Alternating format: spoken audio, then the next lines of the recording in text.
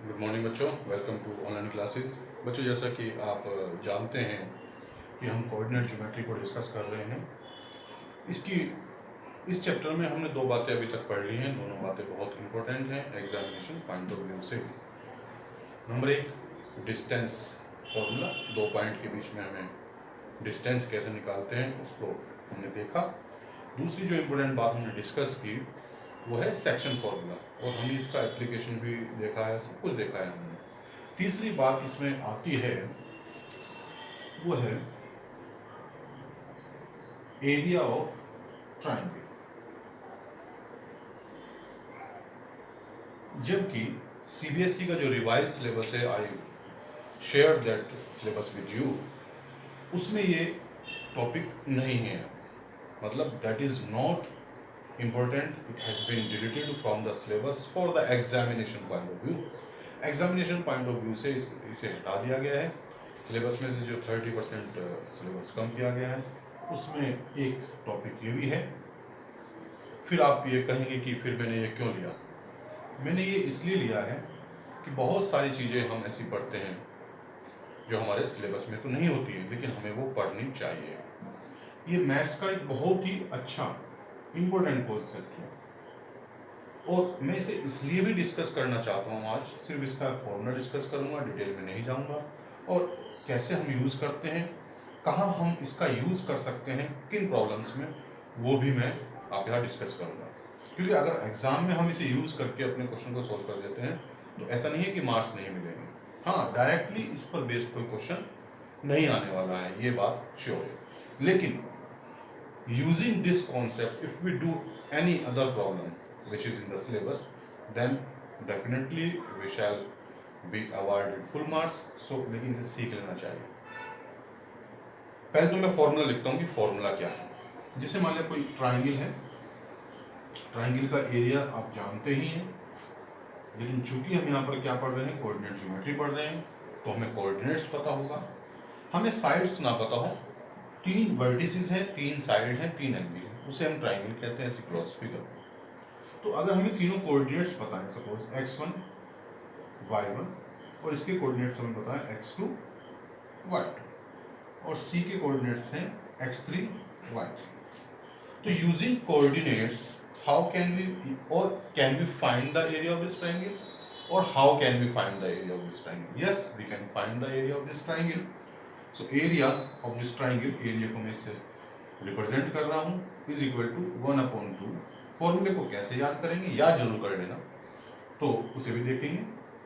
x1 y2 minus y3 plus x2 y3 minus y1 plus x3 y1 minus y2। इसे थोड़ा देखेंगे। देखो, याद करने का तरीका मैं बताता हूँ। मान लीजिए ये 1 है, ये 2 है, और ये 3 है। 1 2 3, क्योंकि 3 डिजिट्स हमने लिए, 1 2 3, 1 के बाद 2 आता है 3। मतलब हम किसमें लिख रहे हैं, एक साइकिल में लिख रहे हैं। साइकिल में पहले 1 लिखा, उसके बाद 2 आएगा, फिर 3। अगर पहले 2 लिख दिया तो 2 के बाद आता है 3, फिर आएगा 1। अगर 3 लिख दिया तो 3 के बाद आता है 1, और 1 के बाद 2। अगर एक साइकिल में चलेंगे तो 1 के बाद 2 और 2 के बाद 3। अगर 2 से लें एक ही ऑर्डर में साइकिल, मतलब अगर हम क्लॉक वाइज चलते हैं तो 2 के बाद 3 आएगा, न कि 2 के बाद 1 आता है, अगर ऐसे चल रहे हैं। ठीक है, तो यहाँ पर हम इसका कैसे यूज करेंगे? जैसे यहाँ देखेंगे 1 तो अंदर है 2 3, बाहर 2 है तो अंदर है 3 1, बाहर 3 है तो अंदर है 1 2, क्योंकि 3 के बाद 1 आता है। बाहर सब जगह x है, और अंदर जो डिफरेंस है वो वाइज का डिफरेंस है, और वाइज का डिफरेंस को याद रखने के लिए मैंने तुम्हें ये साइक्लिक ऑर्डर बताया है। तो फॉर्मूला आसानी से याद हो जाता है, एक दो क्वेश्चन हम करते हैं उससे आसानी से याद हो जाता है। अब बात ये आती है कि हम क्यों पढ़ें। क्या हमारी कोई पहली प्रॉब्लम जो इस सिलेबस में है उसे सॉल्व कर सकता है? तो हम पढ़ें भी, ताकि we can use it in the examination for scoring marks. Yes, एक क्वेश्चन मैंने आप लोगों को बताया था, और मैंने वहाँ पर कहा था ये जब हम आगे चलेंगे इस सिलेबस में तो हम दूसरे फॉर्मूले, that is area of triangle के फॉर्मूले से भी उस क्वेश्चन को कर सकते हैं। जैसे एक क्वेश्चन आपको दिया था कि 3 पॉइंट हैं ए, बी और सी। अगर इन तीनों को कोलिनियर दिखाना हो तो यूजिंग डिस्टेंस फॉर्मूला आप लोगों ने दिखाया था कि A B plus B C is equal to, अगर हम A B plus B C is equal to अगर ए सी दिखा दें तो we can say that it is these points are collinear. लेकिन अब मैं देखो थोड़ा सा बात करना चाहता हूँ, when these points are collinear it shows that they don't form a triangle, they can not form a triangle. लेकिन अगर ये कोलिनियर नहीं है, अगर इस तरह की सिचुएशन है, तो definitely they can form a triangle. When they can form a triangle then definitely this triangle will have some area, इसके पास कुछ ना कुछ एरिया होगा। लेकिन अगर कोई 3 पॉइंट कोलिनियर हो जाते हैं, it shows that if they are on the same line then they can not form a triangle. When they can not form a triangle then the area of that triangle must be 0। तो using this formula, यहाँ पर आपको ज़्यादा थोड़ी मेहनत करनी पड़ रही है, 3 डिस्टेंस निकालनी पड़ रही है, 3 डिस्टेंस निकालनी पड़ रही है, तब आप इस बात को देख रहे हैं। यहाँ पर कुछ नहीं, इस फॉर्मूले में रखेंगे और अगर डेल्टा हमारा यानी कि एरिया ऑफ ट्राइंगल 0 आ जाता है तो simply we can say that yes these points are collinear. या 3 पॉइंट कोलिनियर हैं और किसी पॉइंट में कोई मिसिंग वैल्यू आ जाती है, मान लिया इसमें वेरिएबल दे देता है, ए दे देता है, बी दे देता है, के दे देता है और कहता है कि 3 पॉइंट कोलिनियर हैं, तो इस के की वैल्यू निकालो। अब कोलिनियर का क्वेश्चन वो दे सकता है, क्योंकि कोलिनियर का क्वेश्चन हमारे डिस्टेंस फॉर्मूले में भी हम उसको करते हैं। तो यूजिंग दिस फॉर्मूला आप 0 लेकर चलेंगे और वहाँ से जो भी अननोन क्वांटिटी होगी, solving that equation you can find that unknown quantity without using the distance formula। ठीक है बच्चों, तो इसलिए अगर डिस्टेंस फॉर्मूले को हमें यूज नहीं करना है और इस क्वेश्चन को हम करना चाहते हैं, क्योंकि मेरा अपना एक्सपीरियंस है कि using this formula it becomes easier, ये थोड़ा आसान बन जाता है अगर आप ऐसे डिस्टेंस फॉर्मूला लगाते हैं और इस प्रॉब्लम को करते हैं। तो चलिए हम एक क्वेश्चन करते हैं, ठीक है, इसे मैं रब कर देता हूँ। तो चलिए हम एक क्वेश्चन कर लेते हैं, एक्सरसाइज 7.3 का है। फर्स्ट क्वेश्चन का फर्स्ट पार्ट है, we just have to understand this formula how we can use. Okay, तो कहाँ पे क्या क्या चीज़ें हैं, कैसे हम कर लेंगे उसे हम देखते हैं बस सिर्फ, otherwise this is out of syllabus. लेकिन मेरा मानना यह है कि हमें फिर भी पढ़ना चाहिए, है ना, क्योंकि अगर हम पढ़ते हैं सीखते हैं तो उसमें कोई बुराई तो है नहीं, है ना। हाँ ठीक है, एग्जाम में नहीं आएगा, बस दैट्स ऑल। तो चलिए एक ट्राइंगल में मान लेता हूँ, जैसे हम सीसीटी के क्वेश्चन करते हैं।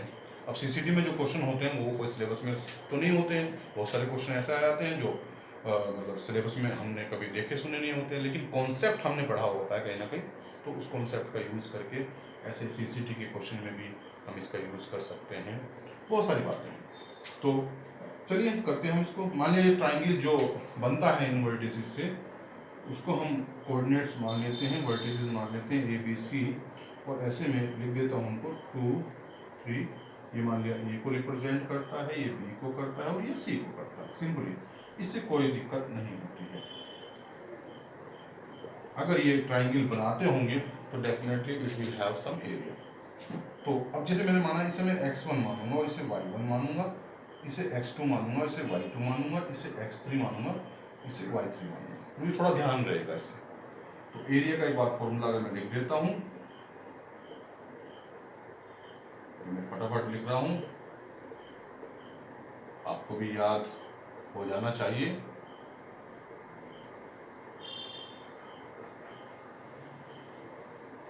ठीक है, अब यहां पर हम रख देते हैं वैल्यू।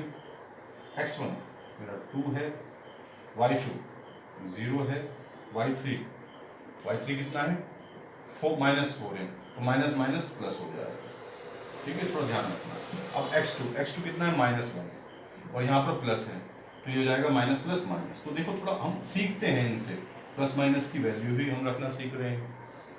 x2 मैंने रख दिया तो अंदर है y3 माइनस y1, y3 मेरा -4 और y1 है मेरा 3, इनके -3 हो जाएगा, वो माइनस का फॉर्मूला।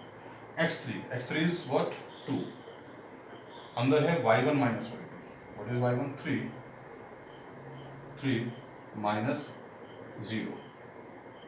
तो here we have to solve it simply।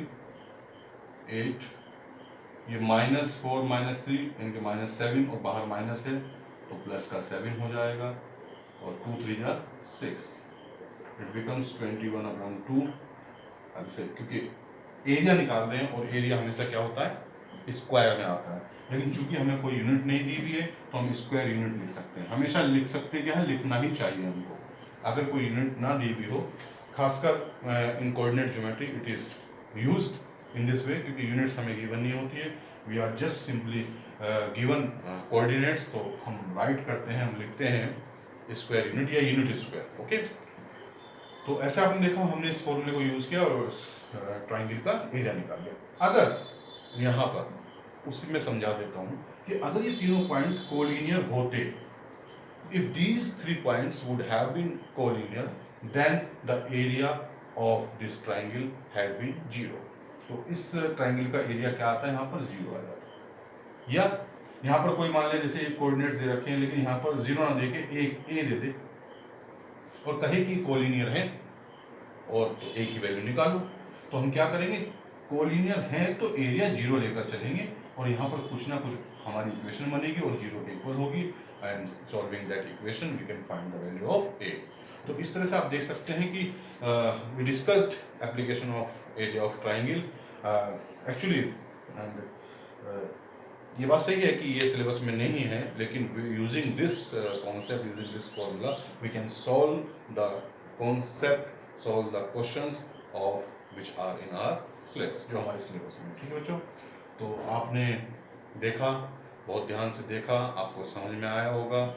इसके बाद हम जो है नया चैप्टर शुरू करेंगे। तो आज बस मैं यही, मेरा मन कर रहा था डिस्कस करने का कि बच्चों से डिस्कस किया जाना चाहिए क्योंकि मुझे ये लगता है कि आपको पता होना चाहिए। तो आपने देखा बहुत ध्यान से, तो इसके लिए बहुत बहुत धन्यवाद। Thank you, thanks for watching, thank you.